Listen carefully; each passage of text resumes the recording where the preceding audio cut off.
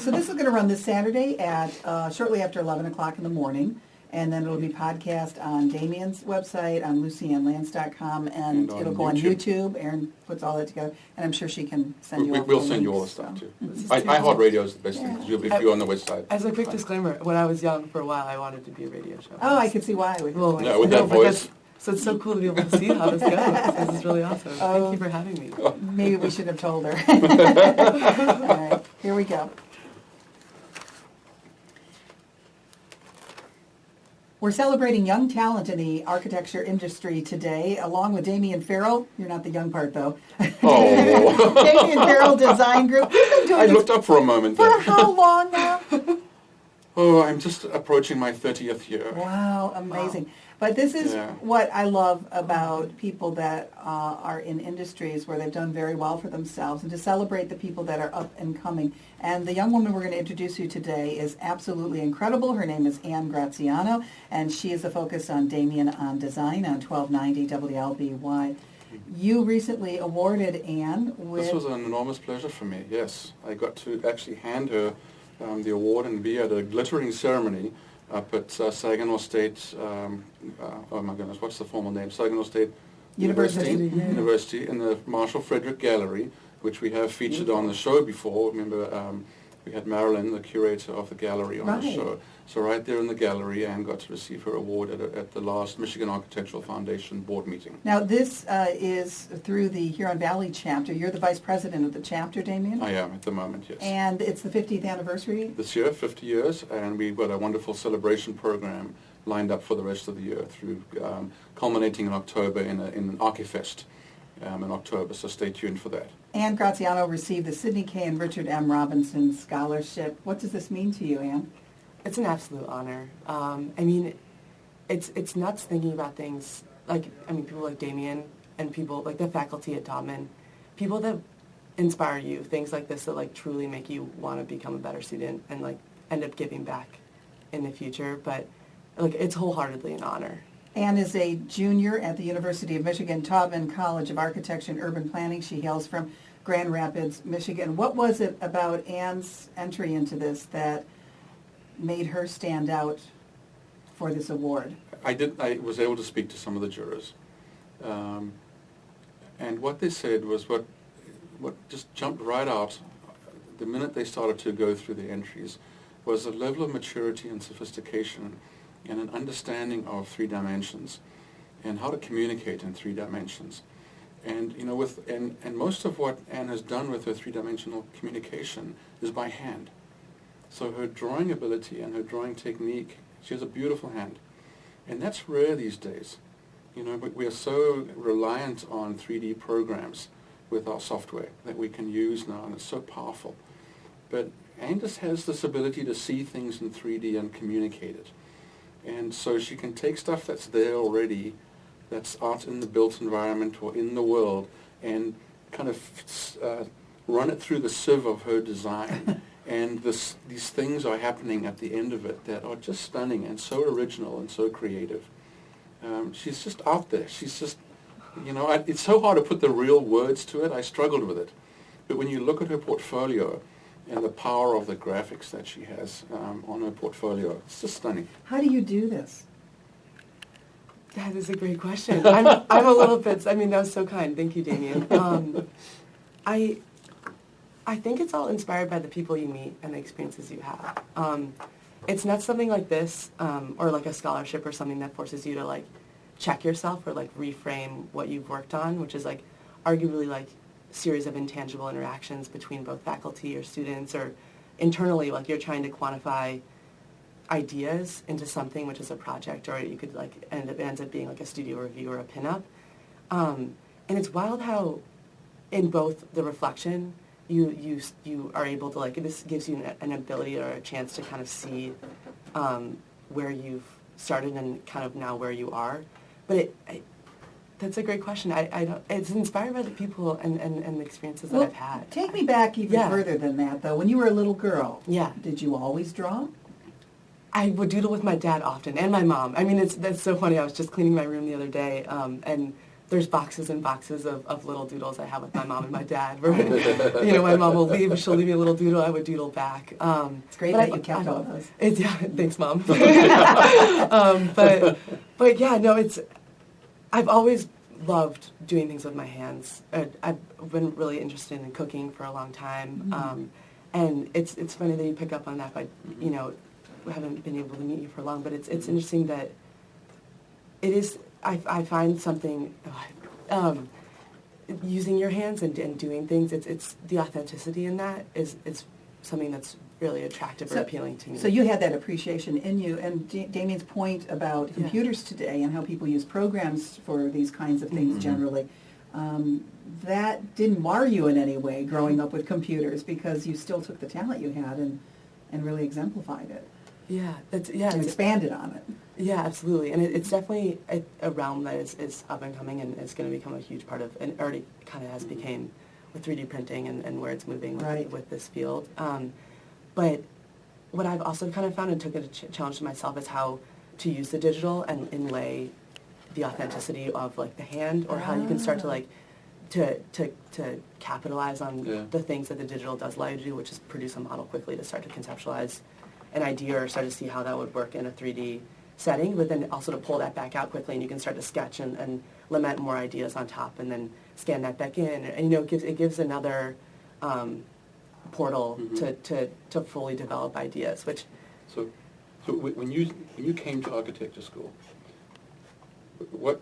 how did the environment affect you? Was it what you expected, the creative environment and the design thinking that went on around you? Or was it something completely different from what you were imagining? That's a great question. Because I look back, and as I was saying earlier, it's nuts to think it's been 8 months, like an academic year, but it feels like ages. And it's, especially the atmospheres at Taubman are wholeheartedly inspiring. I mean, you have faculty that if you want to give anything, that they're more than willing to give it back. And the students, it's beautiful to be a part of, because I have 74 students in my individual class, so you get to know when you're spending so much time in the studio, you end up kind of living up there in a beautiful way, and it wholeheartedly, as like I told my parents, it's not like I'm going to school anymore, it's really like a lifestyle. It's a lifestyle. You choose, you want to be there because you want to better yourself. And you actually have participated in Art Prize. You hail from Grand Rapids, but I was surprised a person so young had actually done Art Prize. I was up there one time. I know Damian, I think you've seen it as well, which is quite a phenomenal event that that Grand Rapids puts on. Describe what you did for Art Prize this past year. Absolutely, yeah. I was fortunate to be asked by Rosalind Shea and Bradley DeVries, both previously associated with Taubman. And we did it was an illusionistic piece in, essentially we had a whole room. We ended up painting the room white and black, but we hung these ceiling tiles. We're kind of going with like, we didn't have a large budget, but how you can kind of maximize that budget.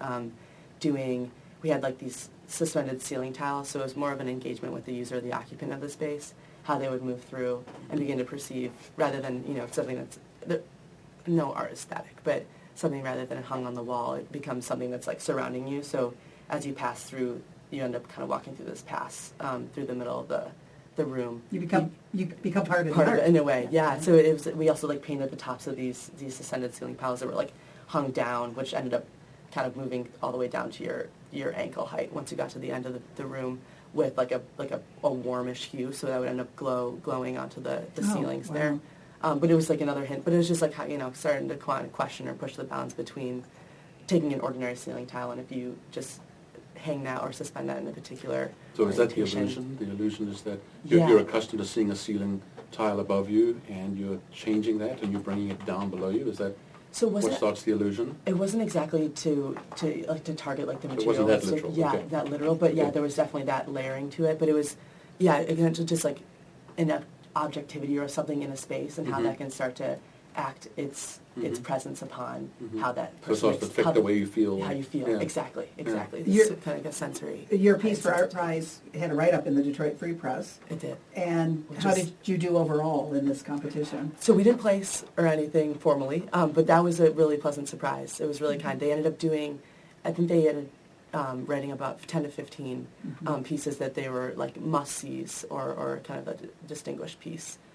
which I think were not amongst any of that had won prizes. So I think Detroit Free Press wanted to identify some of the pieces that had not been identified by That wasn't the first awards. time you participated in an art prize, though, Anne. Right, that's right. I ended up doing it my junior year in high school. In high school? Well, it was just a fun endeavor just to kind of give that a shot. I was fortunate to be in Republic Restaurant right down there, and he gave me a little back wall. I ended up doing like a kind of abstract landscape of watercolor and ink. Yeah, this takes over the entire town of Grand Rapids. It does. Every year. Yes. Yeah. 17 days, 19 days, something like Yeah, that, right? it varies, but it's a nice chunk of time, Yeah. and it's nuts. The city just comes alive. Very vivacious. In architecture school at the University of Michigan Taubman College of Architecture and Urban Planning, when you are given projects or concepts or designs to do they come to fruition ever? Are they ever projects that actually are realized? Not often, especially in the undergraduate school.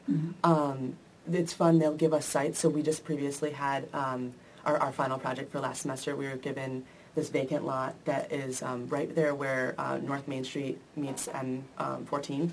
Right, so it's like it's a very kind of strange. It's isolated and it's not quite consciously noticed often, but we were given that site. So that's actually going to become what we believe to be like kind of a skate park, outdoor kind of terrain. But so we were given you could add that program in it. So they kind of give you the freedom to work with obviously the existing site and being aware of what the real context life is. Exactly. Concept, So you design your building in the hopes that it's realized as it would be to be understood on the site there. But none of them will actually be built. University of Michigan student Anne Graziano with us, Damian Farrell from Damian Farrell Design Group. It's Damian on Design.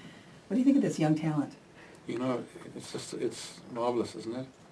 And there is so much talent. This really celebrates the theme you and I followed now for a couple of years of Michigan as a state of design. We have so much talent here. How do we keep it here? We have to keep when it here. she graduates. I know. She's off to Washington, D.C. this summer. Major architecture. I'm giving her a hard time, and I have no business doing You that. guys are too kind. She's being sought out by the best in the country, and she deserves right, it. Right? She is. They're seeking her out. No, very they came to get her. What do you want to do? Oh man, I love architecture. I really do. I've found that I've become very fascinated with the experiential side, or experimental. Understanding the user is really what I find really fascinating. So whether it's truly building buildings, that's I think a whole nother year will be nice. I'd love to go to grad school, so that's on the radar. But it's not. It's like a year has passed, and it's the way that I've framed how I view what I'm interested in, how I view kind of my surroundings and myself. From 1 year in that school, it's shifted so much that a whole other year. I have no idea what there is to come, but... And she has an incredible summer lined up. You should tell us about the summer that's coming up here for you. Well, I'm fortunate to be traveling abroad, so I'll be in primarily Italy and Croatia and Albania. Oh, really? For 2 months, and then I'll be working with this firm in D.C. For the next 2 months. So it'll be really nice kind of being able to taste and give some things a try. Great exposure. And when you are traveling in Europe, was that Yeah. just a vacation, or was this part of a formalized program? Yeah, I apologize. That is through, so Taubman offers terrific study abroads for students. We're not able to go during the year, but they offer these through during the summer. So this is through Christian Stainer. And so we're doing a study of architecture and geography. So we're kind of placing ourselves on the vineyard, both in the rural context, being truly studying what happens on the vineyard, and then the urban being the consumption of wine, but how that can produces such a strong sensory and it's like a temporal environment that's so unique. So how can we start to quantify that emotional experience and produce some representation to it? So it's kind of that understanding of the abstraction to the representation, which is a continual concept in architecture that will be... I mean, cities, towns were built around that. That's right. That's how they established themselves. Yeah. So to try to define that experiential is going to be very interesting. I look forward to seeing that program and when you guys put it together. I'm really looking forward to it. And this scholarship, the Sidney K. and Richard M. Robinson Scholarship that was given to you by the Michigan Architectural Foundation and the Huron Valley Chapter, what will you be using this for? How will this enhance your work? Yeah, absolutely. It will. The monetary funds will go directly to my student fund, which is more than helpful.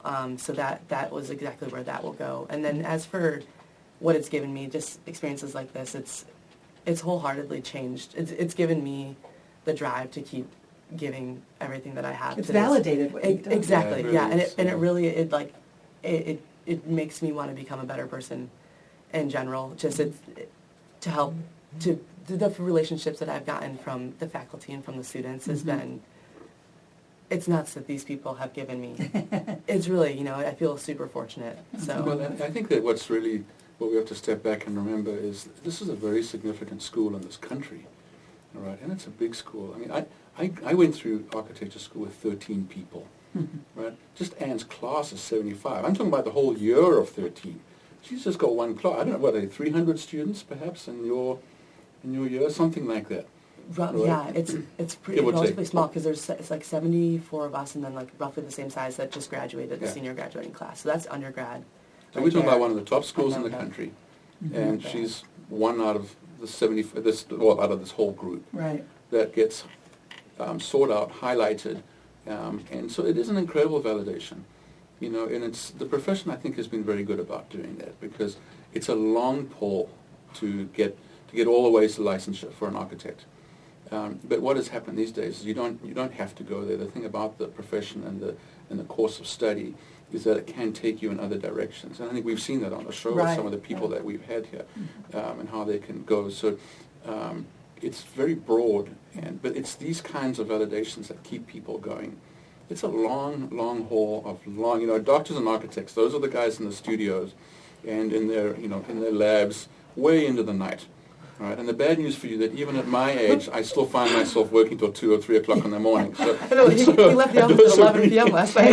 So that's Damian. There you have it. Well, it's something to be considering when you think about a profession like this and what it is going to take to create and to design and to build. It's a lifestyle. It really is a lifestyle. You have to devote yourself to it and create everything around that so that it all functions together. Well, I love your profession because it is helping those that are up and coming as well, like Anne Graziano. So a salute to the Michigan Architectural Foundation, the Huron Valley Chapter in particular, the 50th anniversary of that.